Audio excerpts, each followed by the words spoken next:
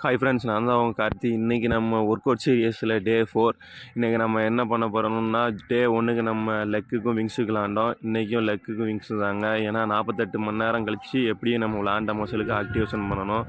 First பார்த்தீங்கன்னா normal squad. இது already நம்ம போன திங்கக்கிழமை விளாடும்போது ஓரளவு கொஞ்சம் பெயின் இருந்துச்சு.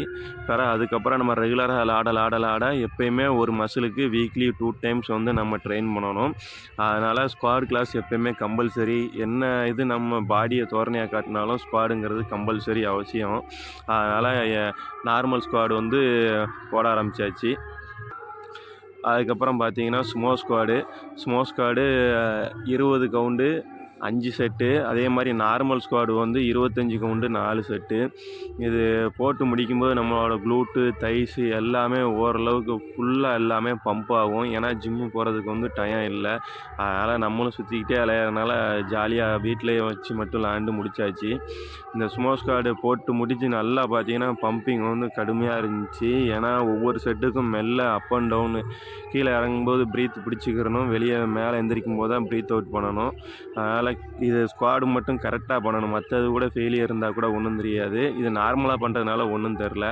அதுக்கப்புறம் வந்து பாக் ரைசஸு. அதே இது ஈச் சைடு வந்து ஒவ்வொரு கால் சைடும் 10 கவுண்டு.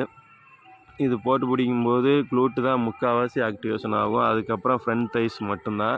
இது போட்டு முடிக்கிறது பார்த்தீங்கன்னா அதாவது நம்ம லெஃப்ட் காலுக்கு 15 கவுண்டு, ரைட் காலுக்கு 15 கவுண்டு. இதே மாதிரி 5 செட்டு. பட் ஆனால் இது நம்ம லெக்குக்கு விளாட்ற அன்னைக்கு முழுக்க எல்லாம் பார்த்தீங்கன்னா ஏன்டா விளாட்றோங்கிற மாதிரி இருக்கும். ஏன்னா அந்தளவுக்கு மரண வேதனையாக இருக்கும். வலி என்றால் காதலின் வலி தான் பெரிது அப்படிலாம் இல்லை. பல்லு வலி, ஸ்குவாடு, இந்த மாதிரி ஸ்குவாடில் ஆடுறப்போ தான் அதோட வேதனை எப்படி இருக்குன்னு தெரியும். ஒரு வழியாக இதை போட்டு முடிக்கிறதுக்குள்ளே டெய்லி காலையில் நம்ம ஏன்னா ரொம்ப நாள் கழித்து இப்போ விளாட்றங்கிறதுனால ரொம்ப பெயின் இருந்துச்சு. இருந்தாலும் விடலை, எப்படினாலும் இதை போட்டு தான் ஆகணும்னு சொல்லிட்டு. அதுக்கப்புறம் காப்ஸுக்கு ஒரு செட்டு போட்டேன். போட்டு முடிச்சுட்டு அதுக்கப்புறம் பார்த்தீங்கன்னா நார்மலாக நம்ம டக் வாக் போவோம் தெரியுமா, டக் வாக்கு. இது ஓவராலாக எல்லா எல்லா எல்லா மசிலுக்கும் பிடிக்கும். காப்ஸ்லேருந்து தைஸ்லேருந்து எல்லா இதுக்குமே பிடிக்கும்.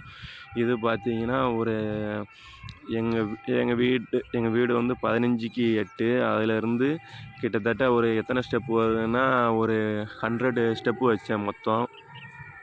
அதனால் அங்கிட்டு சுற்றி வந்ததுக்குள்ளே போட்டு முடிச்சாச்சு. சரியான பெயின். லாஸ்ட் செட்டு இது. அதுக்கப்புறம் பார்த்தீங்கன்னா விங்ஸை ஆக்டிவேஷன் பண்ணுறதுக்கு புல்லப்ஸு. சின்னப்ஸு போட்டதை வந்து வீடியோ எடுக்கல. அதனால் புல்லப்ஸ் மட்டும் 10 கவுண்டு 3 செட்டு. இது 3 செட்டுமே ஃபெயிலியர் செட்டாக தான் இருந்துச்சு. 8 கவுண்டுக்கு மேலே இழுக்க மாட்டேங்கி. செட்டு தான் வெறும் 8ஓட போச்சு. அடுத்து 7, அடுத்து அதை விட கம்மியாக போச்சு. ஒரு வழியாக விங்ஸை போட்டு முடிச்சுட்டு ஒரு சுற்றிட்டு வீட்டுக்குள்ளே வந்தும் பார்த்தா எங்கள் அம்மா சாப்பாடு ரெடி பண்ணி வச்சுருந்தாங்க. ஃபுல்லாமே வெயிட் கெய்னிங் மீல் மட்டும்தான்.